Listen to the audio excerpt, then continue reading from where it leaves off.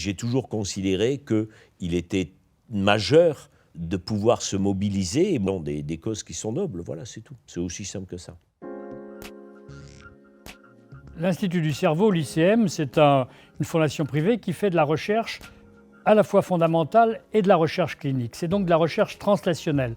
On étudie comment arrive et comment on peut traiter l'ensemble des maladies neurologiques, et surtout les maladies dégénératives, l'Alzheimer, le Parkinson, la sclérose en plaques, mais également l'épilepsie, les traumatismes du cerveau et de la moelle épinière, les tumeurs, les infections. Or, pour les guérir, il faut savoir comment ça marche. Si vous voulez réparer le moteur de votre voiture, il faut savoir comment marche le moteur déjà.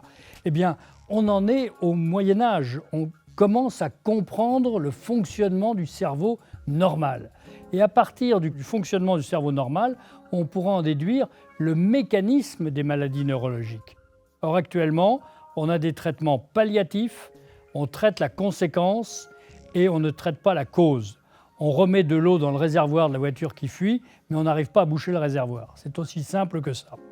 Je me suis aperçu que la difficulté qu'avait l'ICM et que Gérard a exprimé, c'était le caractère indispensable d'avoir des moyens importants et récurrents. Rien ne se fait bien sans la durée. Il est majeur de pouvoir, pour une fondation comme l'ICM, de pouvoir se projeter sur des années et des années, de façon à réguler les investissements, de façon à ce que ces investissements soient toujours à la pointe du progrès, permettent d'avoir des machines de dernier cri, etc. Et je me suis dit que la seule façon pour nous de faire, c'est de mobiliser l'ensemble de nos clients qui l'ont fait avec je dirais une grâce et un bonheur indicible, puisque non seulement aujourd'hui nous avons sur chaque montre vendue, il y a un certain montant qui va à l'ICM, mais au-delà de ça, nous avons de plus en plus de clients qui, au-delà de ce qu'ils donnent quand ils achètent une montre, mobilisent des budgets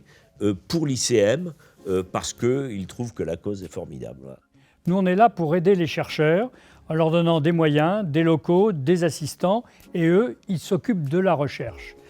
Or, la recherche, c'est pas en one shot, c'est pas en un coup qu'on y arrive à le trouver, c'est sur plusieurs années. Et donc, il faut être soutenu, comme le fait Richard, mais d'autre part, il faut être soutenu sur la durée, sur la longueur. Et ça, c'est un apport considérable que nous fait Richard et toute sa famille et toute son équipe. C'est bien sûr la démarche, mais aussi la technologie. Et ce qui m'a beaucoup, je dirais, sensibilisé, c'est l'obligation qu'a l'ICM d'investir, entre autres, dans des machines de pointe. Et là, on crée un véritable cercle vertueux. Ces machines attirent les chercheurs du monde entier. Je voudrais très sincèrement remercier Richard, remercier sa famille, remercier son équipe, parce que, je le dis toujours, on a vraiment le sentiment que cette équipe est une famille, et donc ils sont tous motivés pour l'ICM. Et je voudrais également remercier, bien entendu, tous les donateurs de l'ICM, tous les membres du club Richard Mille pour l'ICM, car c'est un apport considérable pour nous, extrêmement précieux, on y est très sensible.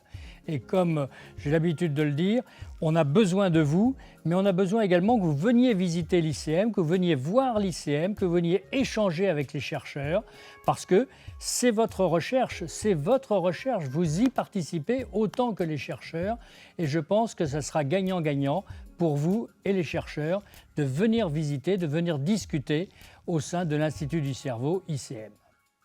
Nous avons des clients formidables qui vont visiter un institut formidable avec un guide de première catégorie.